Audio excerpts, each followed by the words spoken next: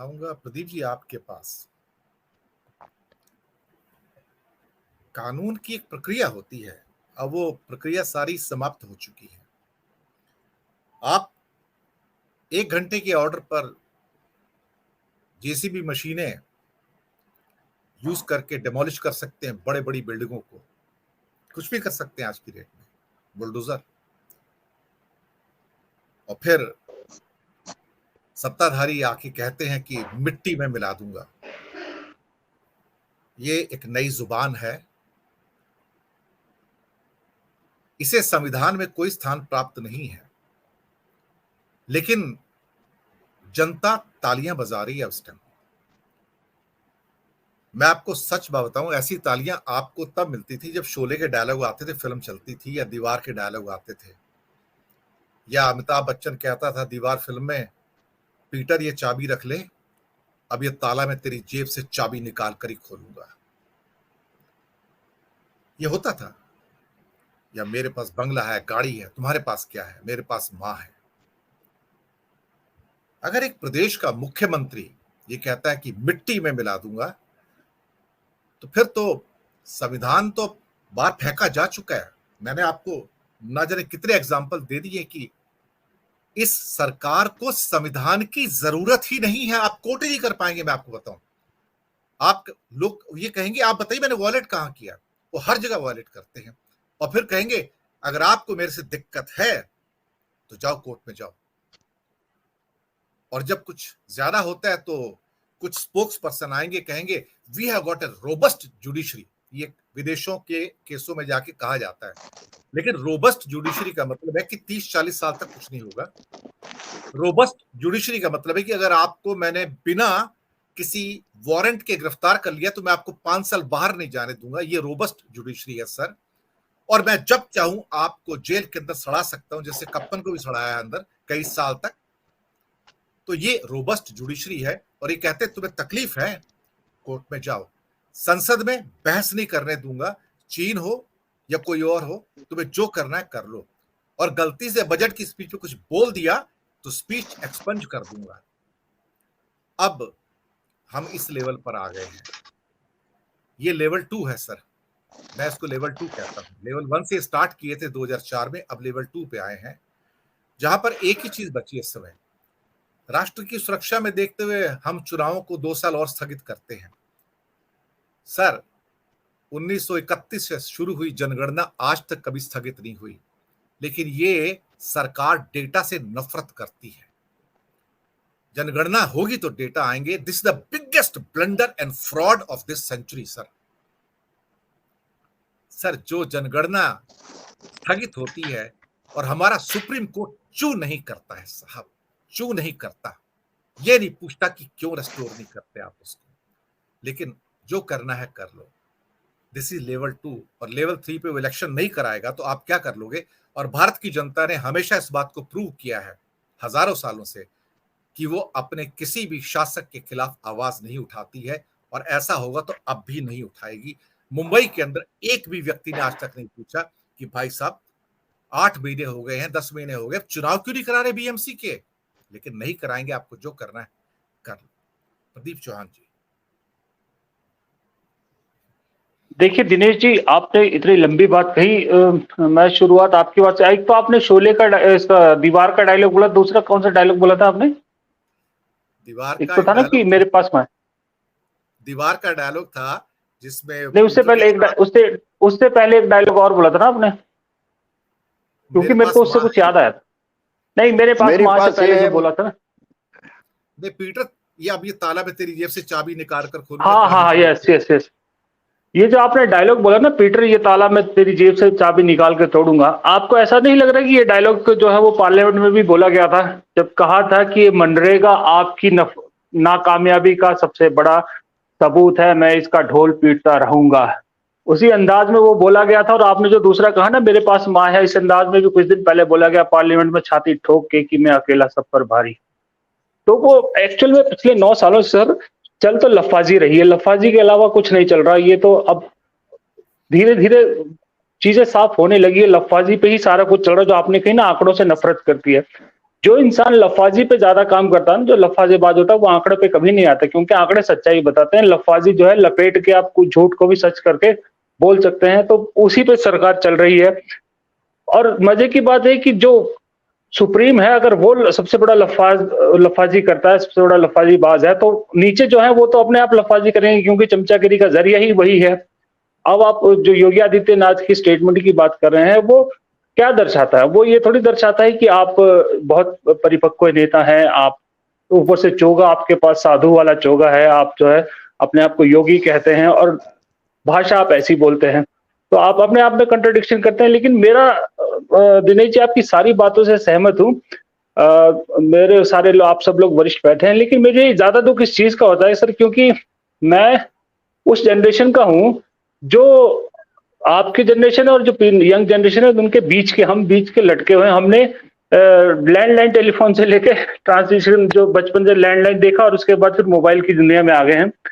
मुझे ये लगता है, जब कहा जाता है ना कि हिंदुस्तान जवान देश है, 60% आबादी के आसपास आपकी जवान गिनी जाती है कि यंग पॉपुलेशन है।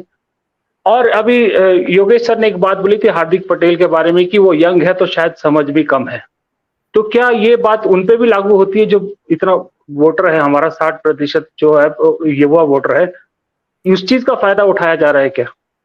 क्या मुझे कभी कभी ऐसा लगता है कि जो बाबा सोसाइटी है हिंदुस्तान की, जो प्रवचन देते हैं और इतना बड़ा साम्राज्य खड़ा करते हैं, और आप आजकल आप एक देख रहे हैं नया साम्राज्य खड़ा हुआ है मध्य प्रदेश में, उस तरीके को जब आप उसमें जाते हैं ना, आप चाहे जितने मर्जी उसके क्रिटिक्स हो, आप जितना मर्जी उसको नेगेटिव सोच के जा रहे हो, लेकिन एक बार जब आप सुनते हैं उसको, तो थोड़ा ना इन्फ्लुएंस हो ही जाते हैं आप। उस चीज को आज की डेट में प्रधानमंत्री मोदी ने राजनीति में कन्वर्ट किया है। उनको मालूम है कि हिंदुस्तान की जनता को मखमल में लपेट के कुछ भी दो, वो अगर 10 बातें आप बोलोगे, कम से कम एक बात से तो इन्फ्लुएंस होंगे ही होंगे। इसीलिए अभी मैं थोड़ी देर पहले उनका वीर सांघवी का एक आर्टिकल पढ़ रहा था द प्रिंट में। उन्होंने बहुत अच्छा लिखा उस आर्टिकल में, कुछ चीजें जो जिससे मुझे बहुत रिलेट हुआ। उन्होंने लिखा है कि नेहरू गांधी फैमिली के लिए जो ऑब्सेशन है ना, वो ऑब्सेशन एक बैरियर पार कर चुका। अब जब ऑब्सेशन, वो कहता है ना कि जब जुनूनियत हद पार करती है तो वो फिर पागलपन में कन्वर्ट हो जाती है। जो गांधी नेहरू परिवार को जो लेके जो नफरत है, उसको जुनूनियत अब जो है वो दायरा पार कर रही है धीरे धीरे। और पिछले 10 दिनों में, खासकर 8-10 दिन जब से राहुल गांधी लंदन दौरे पे गए हैं, वो देखने को मिल रहा है। क्योंकि ये वही देश है जहां पर एक कांग्रेस के प्रवक्ता पवन खेड़ा जब प्रधानमंत्री के फादर का गलत नाम लेते हैं और उससे माफी भी मांगते हैं, लेकिन फिर भी उनके खिलाफ FIR होती है, उन्हें अरेस्ट करने की कोशिश की जाती है। लेकिन वहीं पर देश का कानून मंत्री, एक विपक्ष के इतने बड़े नेता के लिए, वो भी वो नेता जिसके 2 जने परिवार के जो है वो आतंकवादी घटनाओं के शिकार हुए हैं, उसके बारे में कहते हैं कि देश के लिए खतरा बढ़ गए हैं, लेकिन उनके बारे में कोई कार्रवाई नहीं होती, ना उनके बयान की कोई भर्त्सना की जाती है।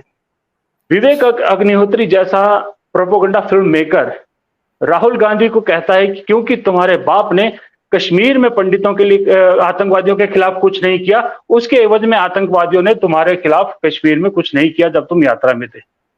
ऐसी लैंग्वेज पे कोई कार्रवाई नहीं होती, कोई FIR नहीं होती, कोई कुछ नहीं कहा जाता।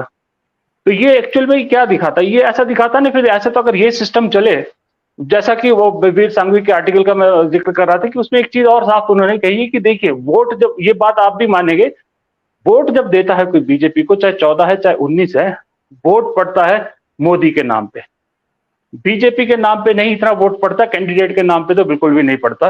ये तो प्रधानमंत्री मोदी ने अभी हिमाचल के इलेक्शन में खुद साबित किया, जब उन्होंने कहा कि आप मेरा चेहरा देखिए, कमल निशान देखिए और वोट दीजिए। अब ऐसा तो नहीं कि सारी उम्र जो है वो मोदी बीजेपी के कर्णधार रहेंगे, कभी ना कभी तो वो भी जाएंगे। उसके बाद क्या होगा सर? उसके बाद कहीं ऐसा तो नहीं होगा जो पाकिस्तान में होता है कि जिसकी सरकार जाती है वो उसके बाद जेल में जाता है, जो नया आता है वो सबसे पहले पुराने वाले को जेल में भेजने की कोशिश करता है, जो भी पुराने। अगर ये ट्रेंड यहां शुरू हो गया, क्योंकि अभी तक तो जो हो रहा है वो यही हो रहा है, कल को अगर मान लीजिए बदल गए कोई दूसरे, अगर वो भी उसी मेंटेलिटी के आ गए, कोई, मुझे एक बुजुर्ग कह रहे थे कि अगर आज संजय गांधी जैसे नेता होते तो शायद पहली बात तो इन चमचों की, कहते हैं, वो ऐसी बात करने की हिम्मत ना होती। अगर हिम्मत कर भी लेते तो वो जब पावर में आते तो वो उनके साथ इससे भी बुरा करते। मुझे नहीं मालूम संजय गांधी कैसे थे, क्या थे, क्योंकि उस वक्त हम छोटे थे, अब मुझे इसकी ज्यादा नॉलेज नहीं, पर मैंने जिस बात बताई किसी ने मुझे, वो मैंने आपको बात बताई। बट सोचिए अगर वैसा ही ही वाज विंडिक्टिव, एंड अगर उन्हें कुछ कोई बोल दे तो फिर वो छोड़ते नहीं थे वो उनको। तो वही चीज है ना। अब आप सोचिए कि अगर उसी तरह का कोई अगर आ गया तो ये देश को किस तरफ लेके जाएगा, फिर वो उसकी बारी आएगी, कोई तीसरा आएगा वो वैसे करेगा, तो हम तो फिर पाकिस्तान वाले रास्ते पे चल पड़े हैं। दरअसल कंगना रनौत ने कहा था कि 2014 में हम आजाद हुए, मुझे लगता है 2014 में तो हम गुलाम हुए थे दरअसल, अब हमें दोबारा आजादी की जरूरत है। लेकिन दुख इस चीज का कि आजादी की मशाल जिस युवाओं के हाथ में है, वो युवा क्यों नहीं समझ पा रहे कि आपकी सबसे बड़ी समस्या रोजगार है, उस पे आपको लफाजी मिलती है, रोजगार नहीं मिलता। महंगाई सबसे बड़ी समस्या है, उस पे आपको लफाजी मिलता है। एक दिन कहा जाता है कि आपको सिलेंडर फ्री मिलेंगे, तीसरे दिन आपका सिलेंडर रेट बढ़ा दिया जाता है, तब भी जनता कुछ नहीं कहती है। एक हवा बना रखा है कि दरअसल प्रधानमंत्री, मैं आपको एक छोटा सा एग्जांपल दूंगा सर। एक हमारे दोस्त हैं, वो पीएचडी हैं और एक गवर्नमेंट यूनिवर्सिटी में प्रोफेसर हैं, असिस्टेंट प्रोफेसर हैं।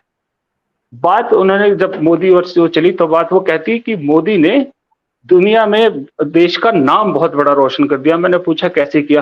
कहा कि उन्होंने एक फोन पे रशिया और यूक्रेन का युद्ध रोक दिया।